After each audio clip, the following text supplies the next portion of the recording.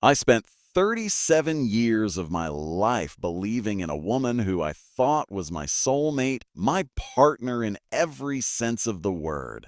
For those years, Angela was the one person I trusted with my heart, my children, my dreams. We built a life together, a life that I thought was perfect.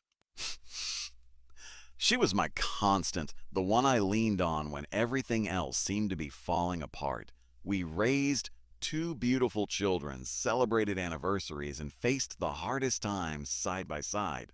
I believed in her with all of me. How could I not? She was everything I had ever wanted.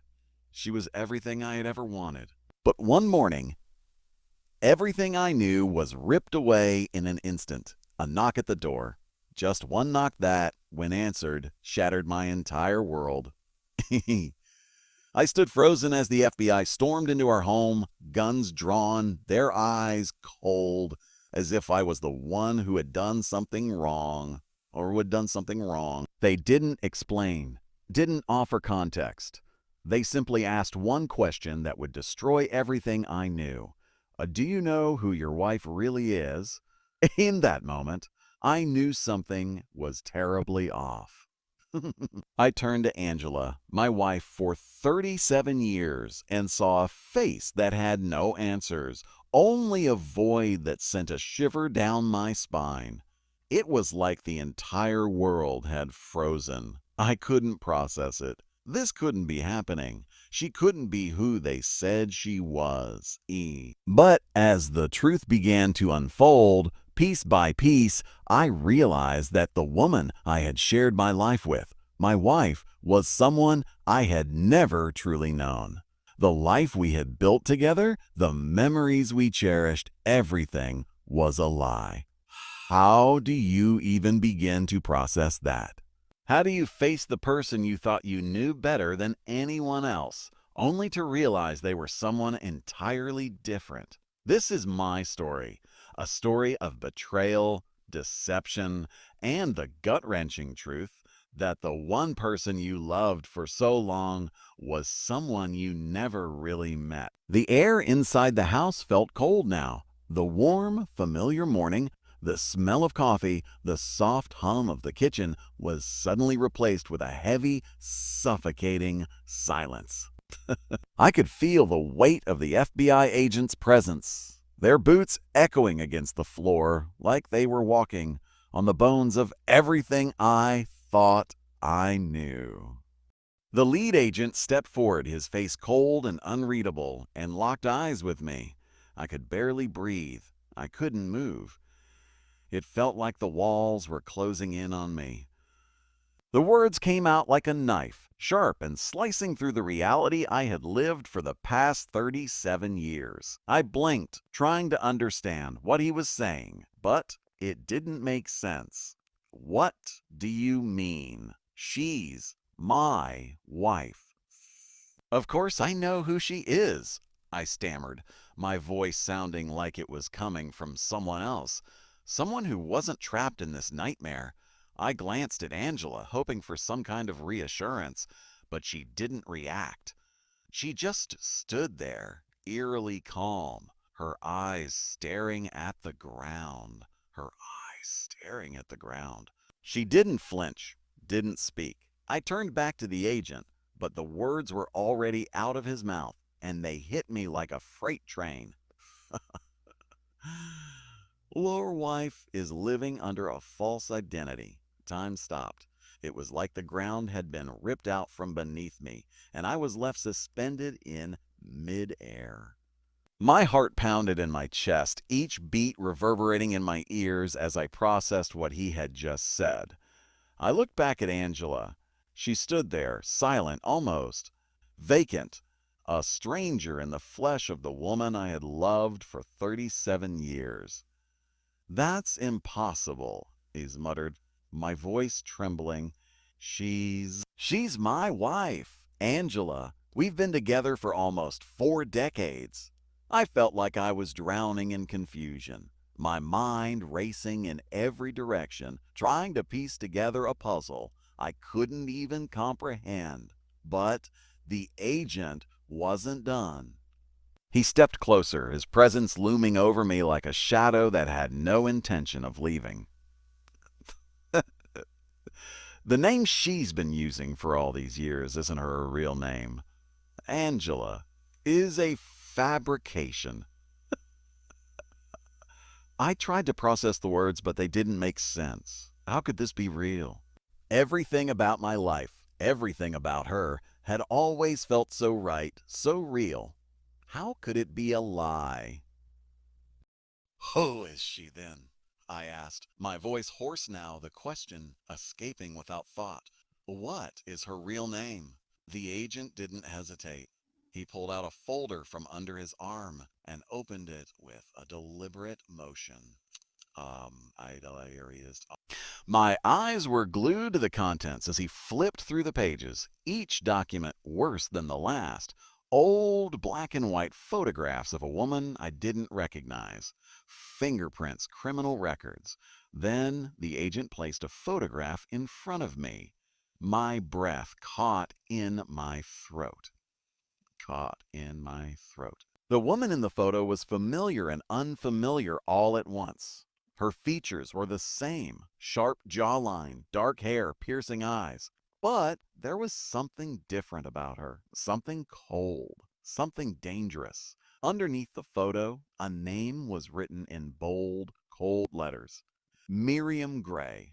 The agent's voice cut through the fog in my brain.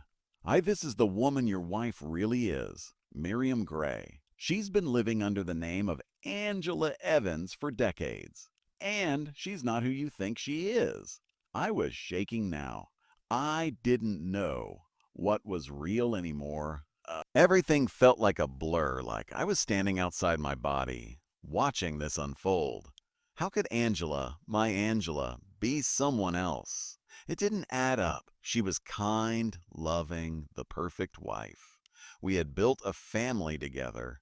She was the mother of my children. This is a mistake, I managed to say, my voice barely a whisper as I stumbled back against the kitchen counter. This isn't her. You've got the wrong person. But as the agent continued to lay out the evidence, the truth began to sink in like a slow poison. The file detailed a history I couldn't reconcile with the woman I had known. It spoke of bank robberies, aliases, and a past that Angela had never once mentioned. The name Miriam Gray came with a list of crimes, violent ones, and my wife was at the center of it all. Her real identity is Miriam Gray, the agent repeated, his voice steady, unshaken. She was involved in a violent crime back in 1980. A robbery gone wrong. A guard was killed. She was the driver in the getaway car, but she vanished before she could be arrested. The FBI lost track of her until now. I could barely breathe. The words didn't register. No, this can't be real. I choked out, my voice breaking. I turned to Angela again, hoping, praying, that she would deny everything. That she would stand up and explain it all, make it all go away. But she didn't. She didn't move. She didn't even look at me. She stood still, her face expressionless, as if she were already resigned to this moment. You didn't know? The agent asked, his voice like ice. You didn't suspect anything? I wanted to scream. I wanted to lash out. But I couldn't. I couldn't understand how this was happening. How had I been so blind? For 37 years, I had trusted her completely, and now I was staring at a stranger. The agent continued to lay out the details. Miriam Gray, the name I never knew, the past I had no idea existed, was a fugitive. She had run from the law, built a new life, hidden her true self for decades, and the woman I had built my life with was nothing more than a ghost. Angela didn't speak. She didn't defend herself. She didn't apologize. She just stood there, silent, as if this was something she had expected all along. She didn't fight it. She didn't ask why. She just stood there, and in her silence, she revealed more than words ever could. And in that moment, everything I had built with her, everything I had believed about us, about our life, crumbled to dust. The room felt too small now. The walls were closing in. The air was thick, suffocating. I couldn't breathe. The agent's words echoed in my mind. Like your wife is living under a false identity. How could she have done this? How could I have been so blind? The woman I loved, the woman who had been by my side through every triumph and tragedy, wasn't even real. And now, my life was nothing but a lie. The year was 1982, and I had just moved to New Orleans. A young lawyer in my late 20s, fresh off the plane from Chicago, eager to make my mark in a city that was vibrant, mysterious, and full of life. But after weeks of grueling work at the law firm, I was exhausted. I needed to unwind, find a quiet place to clear my mind, and escape from the pressures of my new job. One evening, after a particularly long week, I wandered the French Quarter, not really looking for anything in particular, just letting my feet guide me. The cobbled streets beneath me were worn smooth from years of history, and the sounds of jazz filled the air, floating out of every door I passed. The city was alive, but somehow I felt a little out of place. As I walked, I came across a small, dimly lit cafe tucked away from the hustle and bustle of the main streets. The sign above the door read Le Petit Noir. That wasn't much. No flashy lights or neon signs. Just a quiet, humble spot. I stepped inside, eager for a drink and a bit of solitude. That was when I saw her, Angela, or rather, the woman who would soon become everything to me. She was sitting alone at a corner table, a glass of wine in front of her, gazing out the window into the dimming street. Her posture was relaxed, but there was an air of quiet confidence about her that caught my attention immediately. What drew me in wasn't her beauty, though she was striking, but the aura of mystery surrounding her. She wasn't like the other women I had met in New Orleans. They were loud, vivacious, full of life in the way the city demanded. But Angela, she was different. She was calm, reserved, as if the world around her moved at a slower pace. I walked up to the table, unsure of what I was going to say, but something about her drew me in. A magnetic pull. I couldn't resist. I hesitated for a moment before finally speaking, my voice smooth, a little nervous, but also intrigued. "A woman like you shouldn't be drinking alone," I said, offering a half smile. She looked up, her dark eyes meeting mine, and for a split second, I saw a flicker of something. Recognition, curiosity. I couldn't quite place it, but it was enough to make her lips curve into a small, knowing smile. "And yet here I am," she replied softly, her voice low and controlled, carrying a hint of amusement. There was something in her tone, something hidden just beneath the surface. I couldn't tell what it was, but I wanted to know. I sat down at the table without waiting for an invitation. It was bold, I suppose, but there was something about her that made me feel like I could. I introduced myself, and she did the same. Angela, just one word, simple, elegant. But even as she spoke it, I felt like there was more to her than she was letting on. Something deeper. We started talking, and the conversation flowed effortlessly, as if we had known each other for years. I found myself opening up in ways I hadn't with anyone before. She had this quiet intensity, this way of listening, that made me feel like I was the most important person in the room. There were no distractions, just us, talking about everything and nothing at all. But every time I tried to get a little closer, to learn more about her, she would pull back. It wasn't that she was rude or dismissive. No. She simply knew how to deflect, how to keep certain things hidden. "Where are you from?" I asked at one point, genuinely curious. It was a natural question, one I would ask anyone, but she answered vaguely, trying to push past the answer. "Any family in the area?" I pressed. She shook her head, her fingers tracing the rim of her glass, never looking up. No, it's just me. No family in town." I couldn't help but be intrigued. It was strange. Most people had stories about their families, about their roots, but Angela never did. She never gave specifics, always brushing off the question with vague responses. And yet, I didn't push. There was something about her that made me want to give her space, to let her hold her secrets. Perhaps that was what made her so captivating. She wasn't like the other women I had dated, who spilled everything too quickly, too easily. Angela was an enigma, and I found myself drawn to her in a way I couldn't quite explain.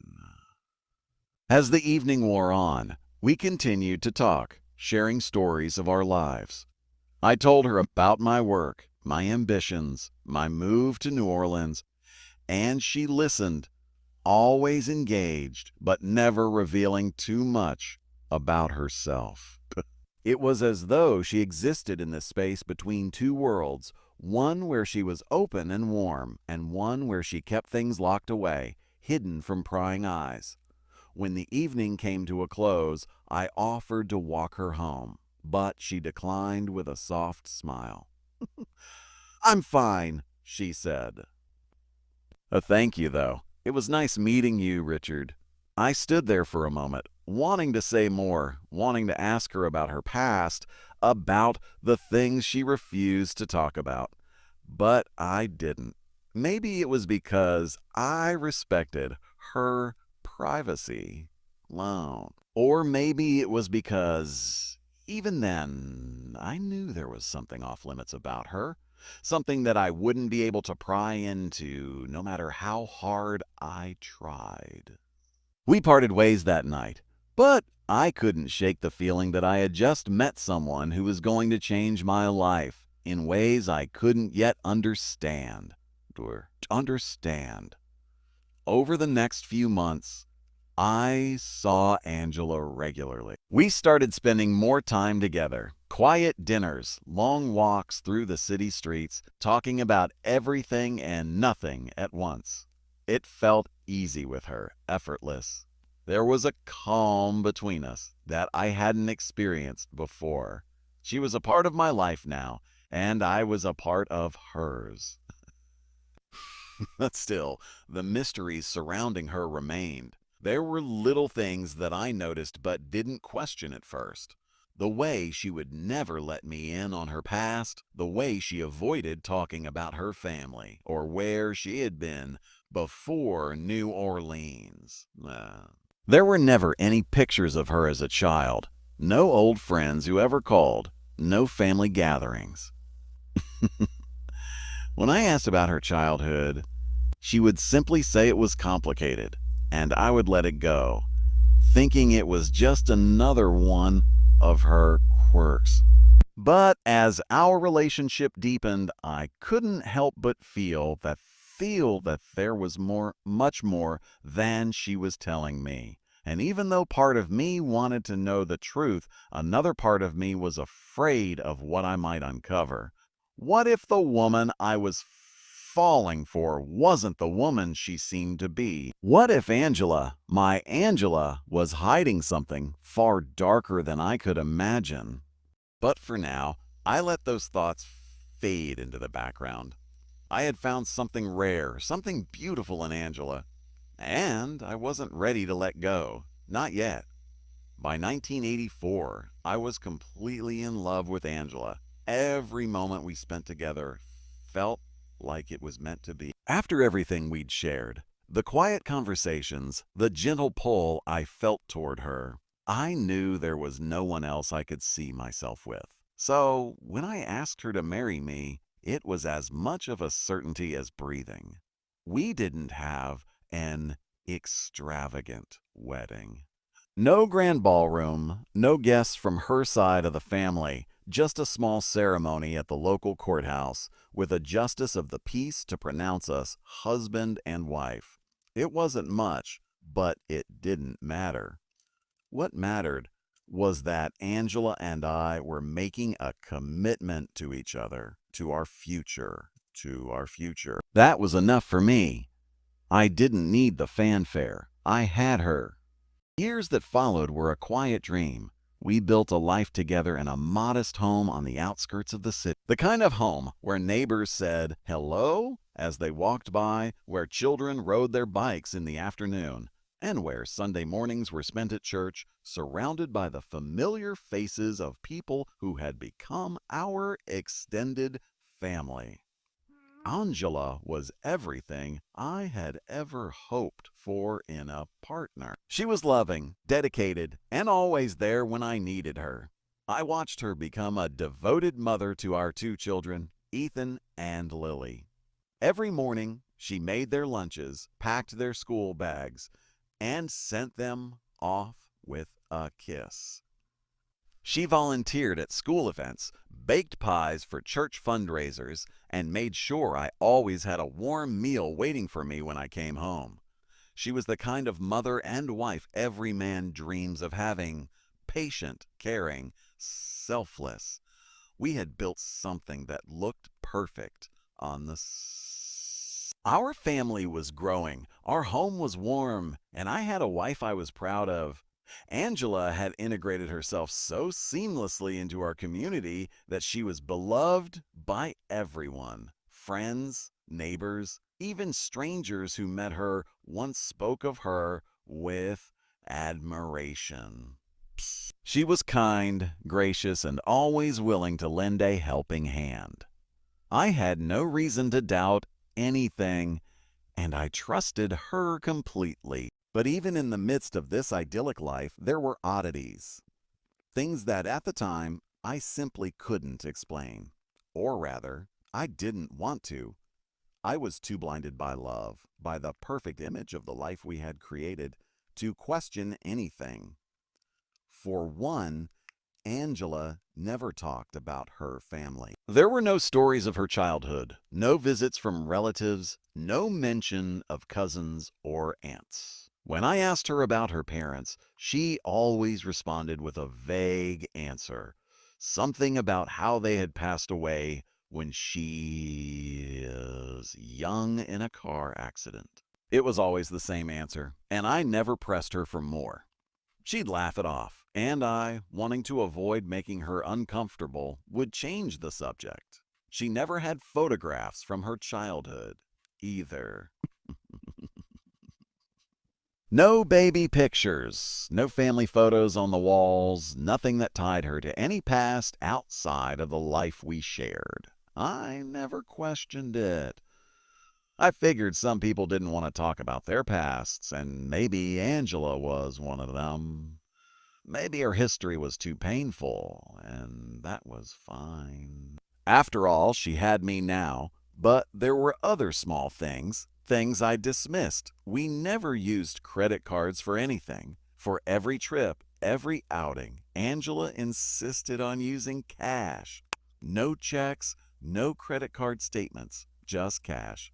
Whenever I asked her why, she'd laugh and say, just a precaution. You can never be too careful with those things. Identity theft, you know? It was an odd thing to be cautious about, but it didn't seem worth questioning. She was always so rational, so calm. In the end, I trusted her implicitly. Still, there were moments when I felt the weight of her secrecy, even if it was unspoken. The locked drawers, the documents she kept hidden away in boxes, things I was never allowed to see. A passport, her birth certificate, Social Security records. Every time I asked about them, she would simply shrug and say, just being cautious, nothing to worry about. And I believed her. After all, we had a life built on trust, right? She had never given me any reason to doubt her. As time passed, I began to notice more little things that felt off. When I asked her about old friends, she never seemed to have any. No one from her past reached out. No calls, no old childhood friends checking in, no visits from long-lost relatives. At family gatherings, she would always seem content to stay in the background, never pushing to connect with anyone from my side of the family, never inviting anyone over from hers. But I brushed it off. Angela was just a private person. I admired that about her, in fact. She was self-sufficient, independent. I never once thought that it could mean something more, something darker. Years went by, and I continued to overlook these oddities. I was so wrapped up in our life, the life we had built together, that I chose to ignore the cracks in the facade. I didn't question her past. I didn't push for answers to the things she didn't want to talk about. She was my wife, the mother of my children, the woman I loved. What else mattered? Then one day, I was going through some old boxes in the attic, trying to find a few things for the kids. Amongst the stacks of old holiday decorations and random mementos, I found a box of papers.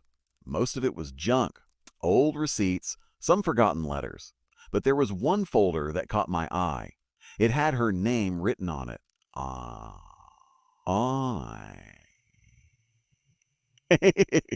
I flipped through the folder, expecting to find things like old medical records or insurance papers, but instead there were documents I wasn't prepared for.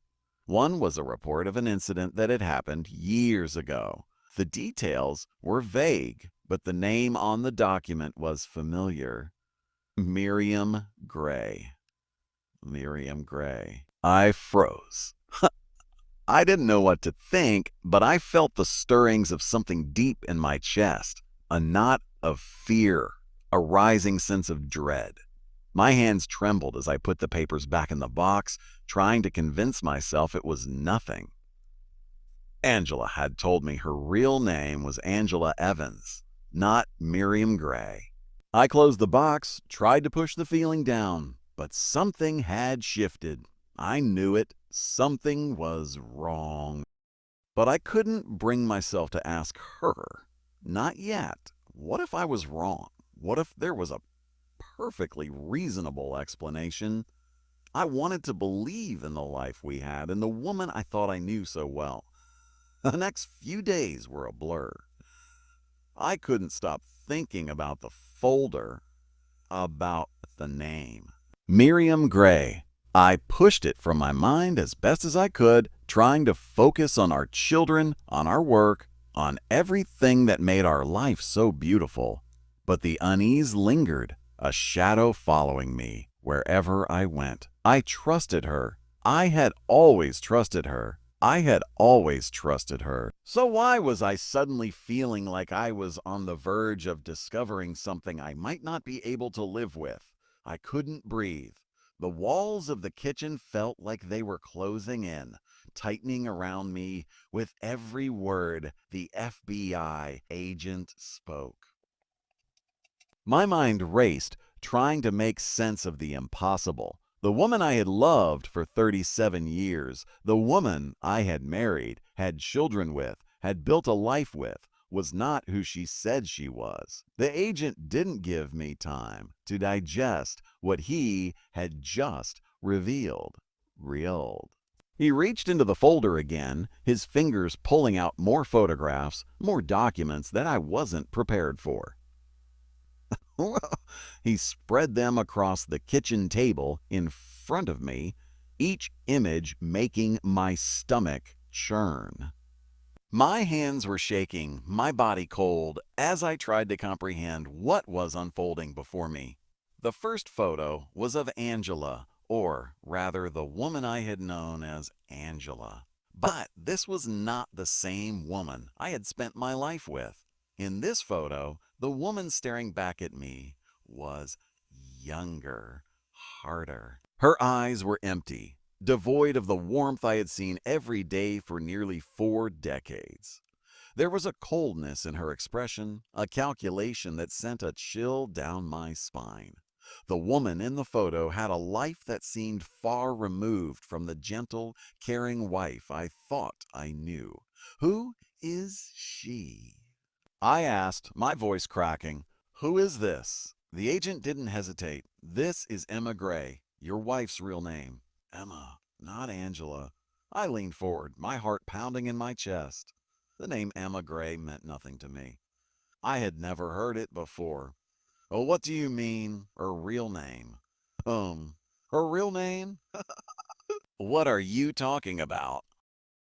The agent's eyes were cold as he continued. In 1980, Emma Gray was involved in a violent robbery. A bank robbery in Charlotte, North Carolina. During the robbery, a law enforcement officer was killed. I couldn't breathe. My thoughts scrambled, but nothing made sense. A robbery? A murder? A murder? This couldn't be happening. The woman who had raised my children, the woman who had baked pies for the church, volunteered at school events, was suddenly a criminal? A murderer? The agent continued, his voice steady, methodical, as if he were reading a report. As if he were reading a report. Essie was the getaway driver. The robbery went wrong, and when a security guard attempted to stop the criminals, he was shot and killed. Emma fled the scene before the police could arrest her. The FBI launched a nationwide manhunt, but she disappeared. We lost track of her. Until now, my heart was racing, my mind spinning. No, this isn't real. This isn't. My wife, I stammered, trying to grasp some fragment of the life I had known. This couldn't be real. But the photographs, the documents, all pointed to the truth. She changed her name. The agent said, his voice unwavering. She adopted a new identity, built a new life for herself under the name Angela Evans. She's been living quietly under that false name ever since. No one suspected her. Until now. I was drowning in disbelief. My vision blurred, and my body felt heavy as if the weight of the revelation was too much to carry. Angela, the woman I had loved and trusted for almost 4 decades, was a criminal. She had a past, a history that I had no part of, a life I had never known. How could she... my voice faltered, my mind unable to piece the puzzle together. How could she keep this from me? How could she... The agent placed another photo in front of me. This one was a mugshot, stamped with dates and information I didn't want to see. Emma Gray. Josie Emma Gray. The name that now felt like a cold betrayal. The woman in the picture was the same as the one in the other photos, but there was no softness here, no warmth. Just a woman hardened by a past she had worked so hard to bury. I stared at the photo, feeling like I was falling into a void, unable to pull myself out. How could I not have seen it? The years we had spent together, the memories I had cherished, they were all lies. Every moment, every conversation, every word she had said to me, it had all been a carefully constructed facade, a lie so intricate, so perfect, that I never saw the cracks. How long? I asked, barely able to speak. How long has she been living like this? With me? With our children? With our children? The agent didn't hesitate. Since 1984, after the robbery, she changed her name, started a new life. She met you shortly after that, when you were new to the city. She became Angela Evans, the woman you married, the mother of your children. He paused, watching me closely. Oh, for 37 years, she's lived a lie, and you never knew. I sat there paralyzed by the weight of his words. Everything I thought I knew about my life, about my wife, had come crashing down in an instant. Angela had been living under a false identity for nearly as long as we had been together. For all these years, I had been blind to the truth. I turned toward her, my wife, the woman who had stood by me, who had given me everything, still standing silently by the door. She hadn't said a word. She hadn't even tried to defend herself. I could see the faint tremor in her hands, but her face remained unreadable blank. She wasn't fighting back. She wasn't denying anything, and in that silence, something deeper than the shock began to settle in, something darker. A why? The word escaped my lips before I could stop it. My voice cracked with the weight of the question. Why didn't you tell me? Why didn't you trust me enough to tell me the truth? Angela didn't speak. She just stood there, her eyes fixed on the floor, as though she were already resigned to what was happening. She wasn't asking for forgiveness. She wasn't offering any explanations. She had no answers, only silence. I looked back at the agent. "Oh, what now?" I asked, my voice barely a whisper, though my heart felt like it was about to explode in my chest. "What happens to her now?" The agent paused before answering. "She'll be arrested." "We've already got a warrant for her arrest. She'll stand trial for her role in the robbery and for the death of Officer Langston. She's been evading justice for over 30 years, but her past is finally catching up with her." I nodded slowly, feeling the weight of his words sink in. The woman I loved, the woman I thought I knew, had been living a lie for all these years. And now the truth was here, in front of me, as undeniable as the air in my lungs. I could hear the distant sound of the children's laughter from the other room. Ethan and Lily, innocent and unaware of the storm that was about to destroy everything we had built. How could I ever explain this to them?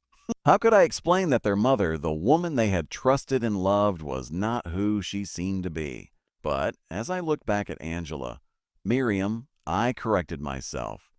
I knew one thing. Everything was about to change. Nothing would ever be the same again. The house was quieter now, the weight of the revelation hanging heavily in the air. The FBI had left, but their presence lingered like an unspoken truth that couldn't be erased. The walls that had once echoed with the sound of laughter and love now seemed to close in on us, suffocating the warmth we had shared for so many years. I stood in the living room, still trying to process everything that had just happened. My body was numb, my mind a blur of confusion and disbelief. My wife, Miriam, wasn't the woman I had thought she was. The mother of my children, the woman I had built a life with, was a stranger to me now. The woman I had loved for so long was a fugitive, a criminal with a past so dark that I could hardly fathom it. I looked up, and that's when I saw them. Malik and Desiree, my two children, standing at the doorway, their faces pale and etched with fear. They had heard the commotion, had overheard pieces of the conversation, and now they were here waiting for answers.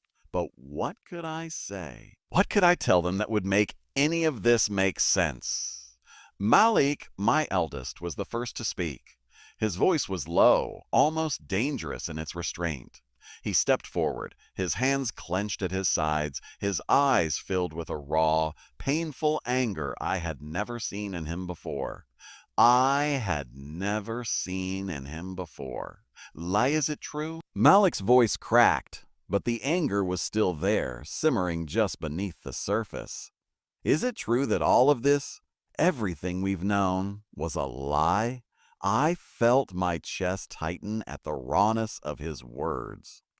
My son, the one who had always looked to me for guidance, was now looking at me as if I had betrayed him. I wanted to speak to explain, but the words were stuck in my throat. What could I say to make this better? What explanation could possibly justify the years of deceit that had now unraveled before us? Tell me, Dad, Malik continued, his voice shaking with emotion. Is anything real? Was anything we had together even real? The pain in his words cut deep. I had always tried to be the father he could rely on, the man who would protect him and his sister from the world's harshest truth. But now, it felt like I had failed them both. How could I have let this happen? Desiree, my younger daughter, stood quietly beside her brother, her eyes wide with confusion and hurt. She was a sensitive soul, the one who had always been able to find the silver lining in even the darkest situations. But now even she seemed lost. She looked at me, her voice barely above a whisper. But what about Mom? Desiree's eyes searched mine, pleading for some explanation, some reassurance that this wasn't the woman she had grown up with. She's still our mother, right? She's still the woman who raised us, loved us. I couldn't answer her. The question lodged itself in my throat, and for a long moment, all I could do was stare at her, at my daughter, who had never questioned the love and devotion of her mother. I could see the hope in her eyes, the hope that I would tell her everything was going to be okay. But it wasn't. It couldn't be. Not now. Malik, sensing Desiree's need for comfort, stepped toward her and pulled her into a tight hug. But his eyes never left me. There was no warmth in them now, just a harsh, unforgiving anger that burned bright and hot. Well, you don't get it, do you? Malik said, his voice trembling with fury. You spent 37 years with a woman who wasn't who she said she was. A woman who lied to us. To me, all this time, it was all based on a lie. How could you not see it, Dad? How could you let her get away with it? I felt the sting of his words like a slap to my face. How could I not see it? How had I been so blind to the truth? The question haunted me, gnawing at the edges of my mind like a relentless echo. How could I have missed all the signs? I didn't know, I whispered, my voice raw with regret. I didn't know, Malik. I never thought, but the words didn't come. What could I say to make this right? How could I explain that I had trusted Lorraine, Miriam, more than I had trusted myself? How could I make them understand that I hadn't wanted to believe the truth? Malik's eyes softened, but only slightly. His anger was still there, but it was now mixed with hurt and confusion. Confusion. This is not just about you, Dad. This is about us. This is about the family we thought we had. You weren't the only one living a lie. The truth of his words hit me like a punch to the gut. I wasn't the only one living a lie. We had all been living it, Malik, Desiree, me. And now our family was fractured, torn apart by secrets that had been buried for so long. Desiree, still holding on to Malik, finally spoke up, her voice quiet but firm. Her voice quiet but firm. I don't care what she did in the past. I don't care about the woman she was then. All I care about is the woman she is now. She's still our mother. She's still the woman who made us pancakes every Sunday, who read us stories before bed, who loved us with everything she had. And I refuse refuse to let the past destroy that. Her words were like a lifeline thrown to me in the storm of confusion and pain. She still loved her. She still believed in her. And in some small part of my heart, I wanted to believe that too. Oh, but the other part of me, the part that had seen the documents, the photos, heard the truth from the FBI, knew it wasn't that simple. I sat down on the couch, my hands gripping the armrest as I tried to process what was happening. Malik was right. For 37 years, I had built a life based on trust, on love, on the belief that I knew the woman I had married. But now, it all felt like it was crumbling away, like sand slipping through my fingers. How could I face the reality of her past? How could I reconcile the woman she had been with the mother my children still adored? Desiree walked over to me and placed her hand on my shoulder. Her touch was gentle, comforting, like the calm in the eye of a storm. And I know this storm. Dad, I know this is hard, but we can't let the past control us. We have to be a family. We have to fight for each other. I looked up at her, my heart breaking all over again. How could I fight for her? How could I fight for our family when everything I thought was true had been built on a lie? But then, as I watched my children, Malik still angry, but with a tenderness that he couldn't fully hide, and Desiree holding on to the fragments of the love she had for her mother, I realized something. Maybe I had to fight for the family I had now. Maybe this was the hardest test we'd ever faced, but it wasn't over. It couldn't be. And so I promised myself that I would try. I would try to find a way forward, not just for me, but for them, for Malik, for Desiree, for Lorraine, Miriam, whatever name she went by.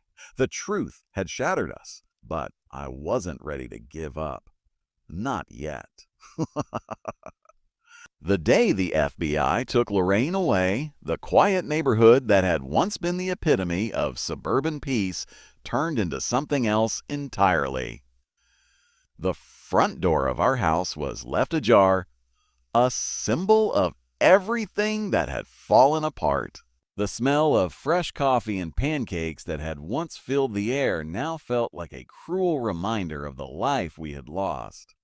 The house, once a sanctuary, had become a crime scene overrun by the relentless forces of curiosity and judgment. It didn't take long for the news to spread. The whispers started at the grocery store, at the local diner, in the small church where we had spent countless Sundays. The story of Lorraine's past, her violent robbery, the death of an officer, the life she had hidden from me and the world, was everywhere. Every news outlet in the city wanted a piece of it, and soon it became the talk of the town. I wasn't prepared for the flood of reporters that began to appear outside our home, cameras flashing like a storm of bright lights that made my eyes burn. Every time I stepped outside, I was met with questions I wasn't ready to answer. Elijah, do you still love her? How could you not know about her past? Do you feel betrayed? They shoved microphones in my face, their eyes sharp, their questions sharp, each one digging deeper into wounds that I wasn't sure would ever heal. I didn't know how to respond. How could I answer them? The truth was, I didn't even know how to answer myself. How could I look at Lorraine, Miriam, the woman I had loved for so many years, the woman who had been my partner, the mother of my children, and reconcile the person she was with the person she had been? Was it even possible to love her now that I knew everything? The cameras never stopped. The reporters never left. I felt like a prisoner in my own home, trapped by my own choices, by my own blind trust. They followed me to work, to the grocery store, to the park when I tried to take a walk to clear my head.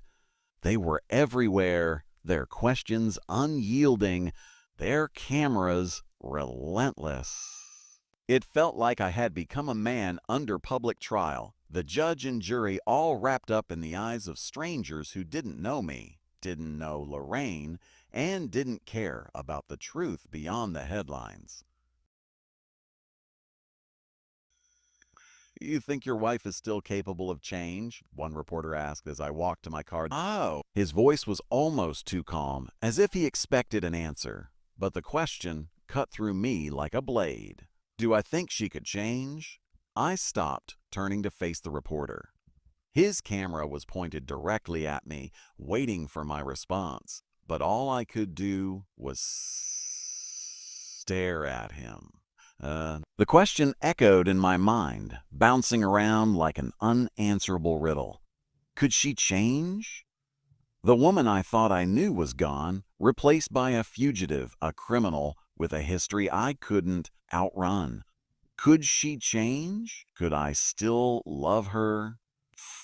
Could I look at my children and tell them that the woman who had raised them, who had built a life with me, was still the same person I had fallen in love with?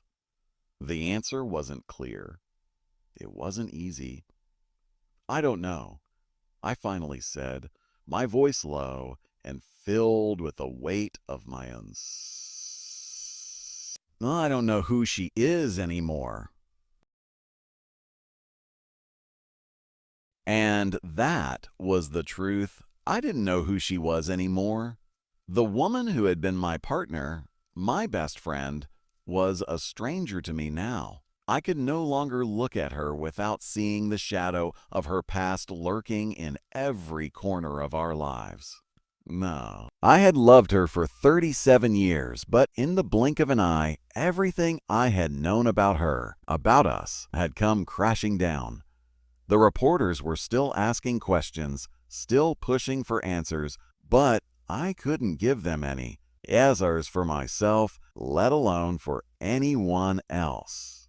For myself, let alone for anyone else. They were relentless in their pursuit of a story, but I was drowning in my own confusion. I was left alone with my thoughts, with the memories of a life I wasn't sure I could trust anymore. When I returned home that evening, the house felt even emptier than before. The silence was suffocating.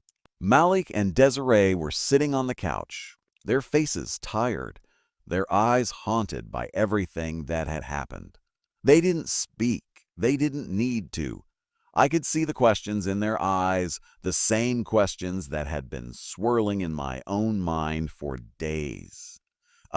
"Dad?" Malik said after a long pause, his voice softer than it had been earlier. "How could you not see it? How could you trust her that much?" The anger had drained from his voice, replaced by something more painful: disbelief. I could see it in his eyes, the hurt that came from realizing that everything he had believed about his mother, about our family, was shattered. I didn't know how to answer him, because I had trusted her too. "I don't know, Malik," I said, my voice barely above a whisper. "Oh, I don't know how I didn't see it. I didn't want to see it." Desiree, sitting beside her brother, was silent. I could tell she was struggling with something else entirely. She had always been the more emotional of the two. Now she was distant, lost in her own thoughts. She had always believed in the goodness of people and the idea that people could change. I can lead us, but could Lorraine? Could she ever truly atone for the past? And if she could, would it be enough for us to move forward? "Do you still love her, Dad?" Desiree asked softly, her voice shaky, as though asking the question itself would break her. I swallowed hard, feeling my heart constrict. I wanted to say yes. I wanted to tell her that love would somehow overcome everything.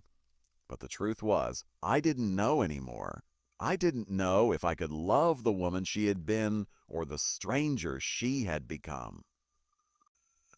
Desiree, I whispered, my voice cracking. Oh, don't know if I can love her the way I did before, but she's your mother. She's always been your mother, and that's not something I can change. The air between us felt heavy, as if everything we had once known about our family was now uncertain, a fragile thing that could break at any moment. We were all still processing, still struggling to make sense of the whirlwind of lies and truths that had shattered our world, and the outside world wasn't making it any easier. The reporters were still outside, still asking questions. I couldn't answer. The town was still buzzing with gossip and speculation. Everyone seemed to have an opinion about our lives, about Lorraine, about me. But no one could understand the pain of being caught between the love I had for the woman I thought was my wife and the reality of who she had been. I didn't know what to do. I didn't know how to fix this. But I did know one thing. I couldn't run from it. No matter how much I wanted to bury my head in the sand, I couldn't escape the truth. And as hard as it was to face, I had to find a way to move forward. For my children, for myself, and for Lorraine, Miriam, wherever she was, whatever she had become. The day of the trial arrived faster than I had anticipated. A cold reminder that Lorraine, Miriam, was now facing the consequences of a past that had been buried, concealed, and ultimately uncovered. I never imagined that I would sit in a courtroom, watching the woman I had spent 37 years of my life with stand trial for something so horrendous. It was like something out of a nightmare, seeing her, once the person I loved most, now the accused in front of a judge and jury. The courtroom was packed with strangers, members of the community, people I had known for years, all gathered to witness the unraveling of our lives. I sat there, just another face in the crowd, trying to hold it together as I watched her walk into the room in handcuffs. She was so different now, so far removed from the woman I had once shared everything with. She didn't look like the woman I loved. She looked like a stranger, someone who had been trapped by her past, someone who had finally been caught. Miriam's defense team argued that she was just a young woman manipulated by the men she was involved with during the robbery. They painted a picture of a woman who had been coerced, pressured into committing a crime she hadn't fully understood. They tried to make it sound like she was a victim, someone who had been forced into a situation beyond her control. They even went so far as to say that she had turned her life around, that she had spent decades being a model citizen, a loving wife and mother, trying to atone for the mistakes of her past. But the prosecution had a different story to tell. They painted a much darker picture of Miriam Emma as a willing participant in the crime, someone who had been an active part of the robbery, someone who had known exactly what was going on. They called her a fugitive, a woman who had spent over 30 years hiding from the consequences of her actions, a woman who had used a new identity to escape the law.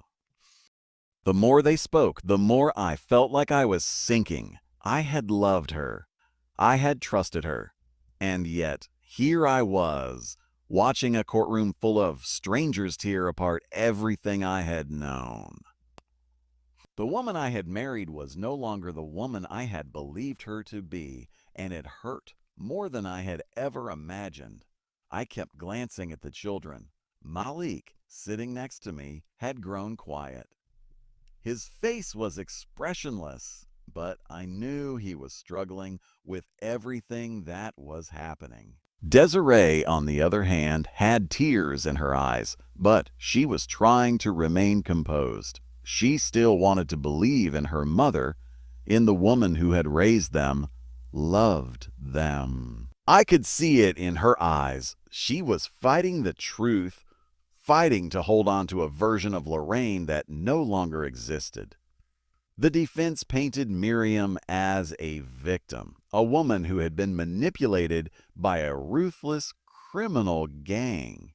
The prosecution, however, argued that she had been fully complicit in the robbery and that she was just as guilty as the man who had pulled the trigger. They painted her as a fugitive, someone who had chosen to run, to live a life of deceit for years. As the trial went on, it felt like I was watching my whole life flash before me. Every memory, every moment with her, now tinged with doubt and suspicion. How could I have not seen it? How could I have been so blind to the truth? The woman I had shared everything with, the woman I had loved, was a criminal, a fugitive.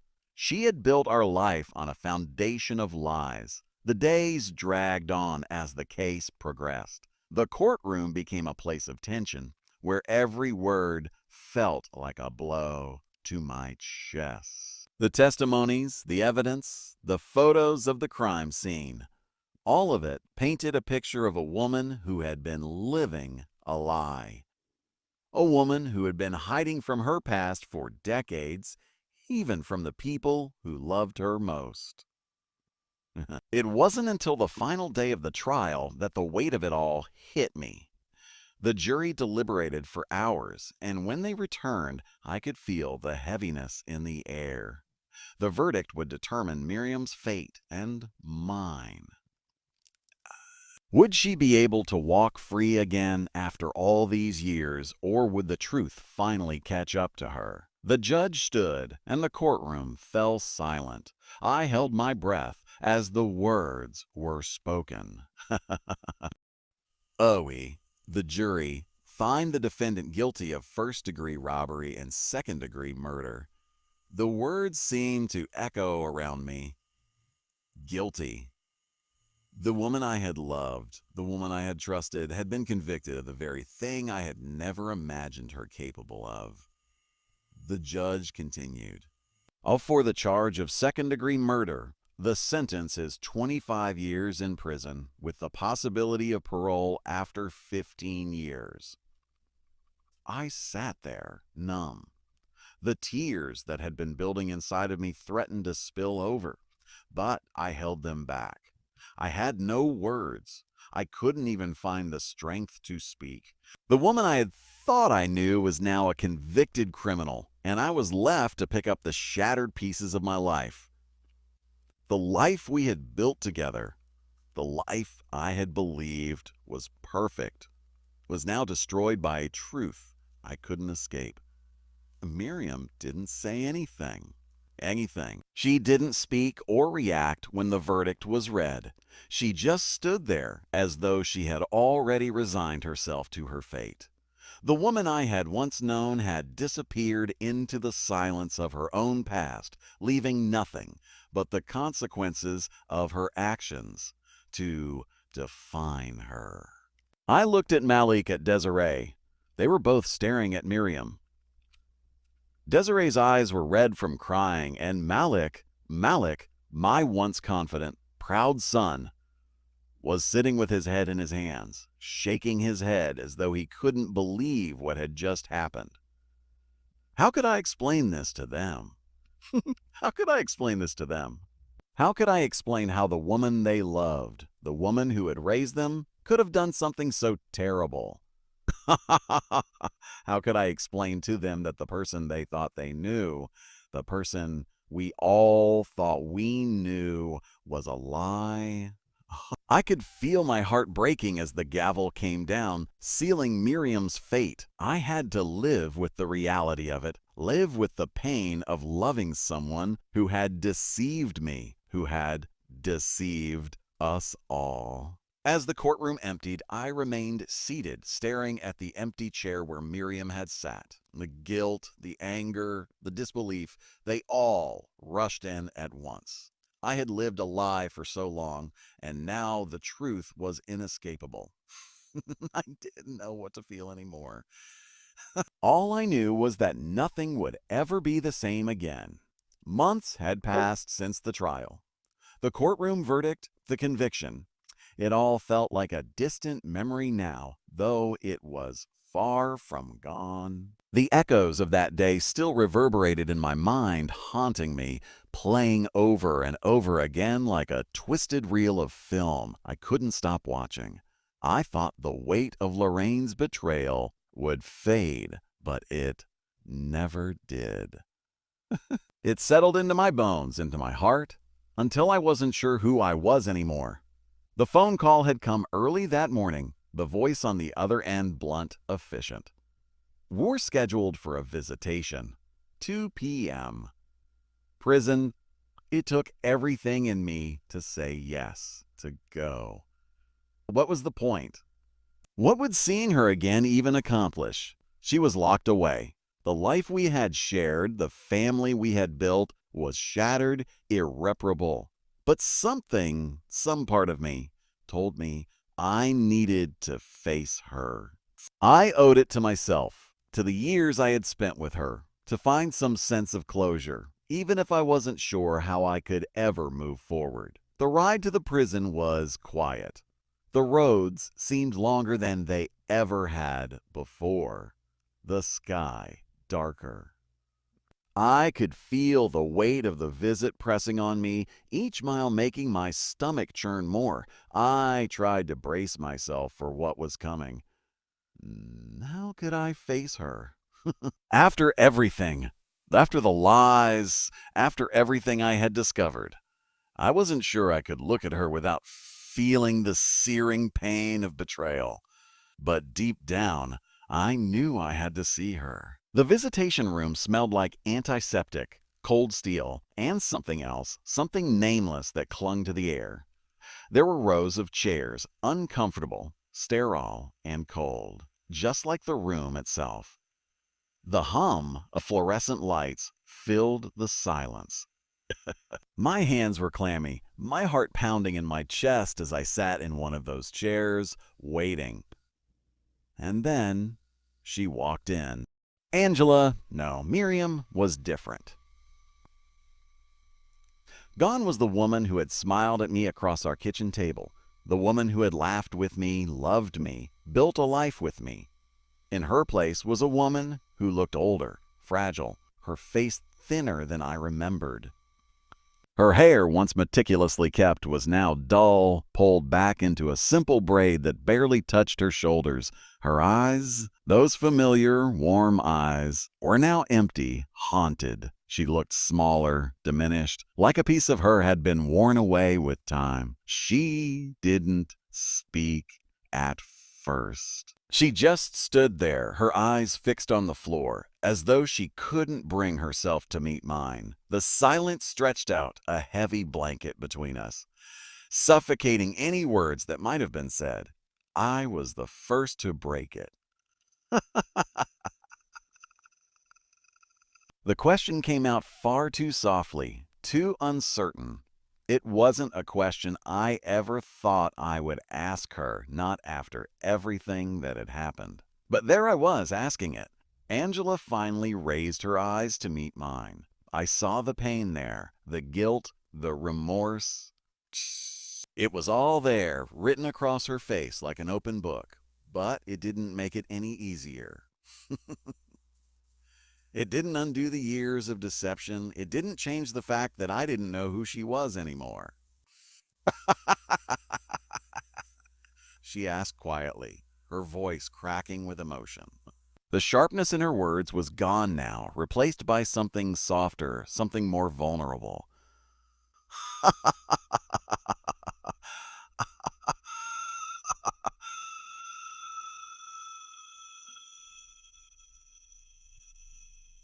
where I belong. Her words hung in the air, and for a moment I couldn't speak. How could I? What was there to say? I was looking at the woman I had spent my life with, but she was a stranger now. The betrayal had stained everything. And yet, as I sat there, I couldn't ignore the part of me that still remembered the woman she had been, the woman who had stood by me, who had raised our children with love, who had built a life with me, brick by brick. I don't know what to feel anymore, I finally said, my voice thick with emotion. I couldn't hold it back any longer. You were my world. I loved you, and I still don't know if I can forgive you for what you did. But I also can't just forget who you were.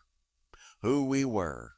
Angela's eyes filled with tears, but she didn't let them fall. She just stared at me, her expression unreadable, and for a long moment neither of us spoke. The weight of the past, the years we had shared, sat between us like an immovable wall, and I couldn't tell if it was something I could climb over or if I was doomed to live with it forever. Do you hate me? She asked, her voice barely above a whisper, her eyes searching mine with a desperation that almost broke me. Please, just tell me, do you hate me? I stared at her, trying to find the words, trying to make sense of everything I was feeling. Could I hate her? After everything. After what she had done, the lives she had ruined, the lies she had told. Could I hate the woman I had shared my bed with, the mother of my children? But the truth was, I didn't know. I didn't know if I could hate her, because there was still a part of me, a small part, that remembered the woman who had loved me, who had been my everything. That woman was still there in the memories we had shared, in the life we had built. But the woman sitting in front of me, Miriam, wasn't her anymore. I whispered, I don't know if I can hate you. I don't know if I can love you either. But I remember the woman who was there for me, for us, the woman who built our life together. I remember her. A single tear slipped down Angela's cheek, and she quickly wiped it away, but didn't escape me. That small, fleeting moment of vulnerability, of pain, made me realize just how far gone she was.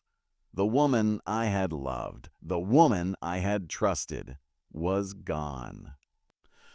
She had been replaced by someone who had been living in the shadows of her past for so long that I wasn't sure who she really was anymore. I changed, she said softly, her voice trembling. I'm not the same person I was, but I can't take back what I did. I can't undo it. Coot undo. I know I don't deserve forgiveness. I just wanted you to know that I never meant to hurt you. I never wanted this. I never wanted to lose you. Her words hung in the air like a broken promise. I didn't know what to. As the guards came to escort her out, I stood there, my body heavy with the weight of everything we had lost. Angela, Miriam, was gone, and what we once had, won, too.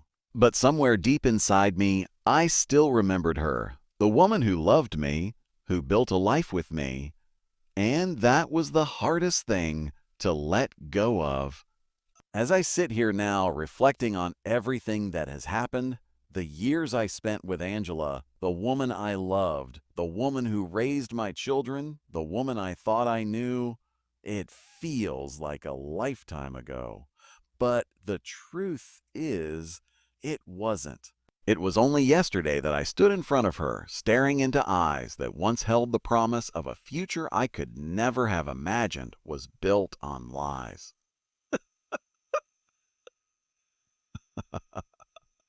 For 37 years, I built my life around Angela, around us. We raised children, we laughed, we loved, we grew old together, and I thought we were untouchable. I believed in her completely. She was my partner, my best friend, the person I trusted most in the world. But as time passed, as the layers of deception peeled away, I realized that what I had believed in, what we had built, was based on a story she had never told me. The woman I thought I knew was not the woman I had loved, and I was left grappling with the shattering reality of it all. Looking back, I can't help but wonder, how well do we truly know the people closest to us? We build our lives around them, share our deepest secrets, our greatest dreams, and yet, in the blink of an eye, everything can change. Everything can unravel. How could I have missed the signs? Was I so blinded by love, by the life we had together, that I failed to see the truth? And the hardest question of all, could you forgive someone you loved if their past was filled with lies and betrayal? Could I forgive Angela? Could I ever look at her the same way again? Could I allow myself to believe in love after this, after everything we had lost? It's a question I still don't have the answer to. Maybe I never will. But I do know this. No matter how much time passes, no matter how far apart our lives drift, I will always remember the woman she once was. The woman who loved me. The woman who built a life with me.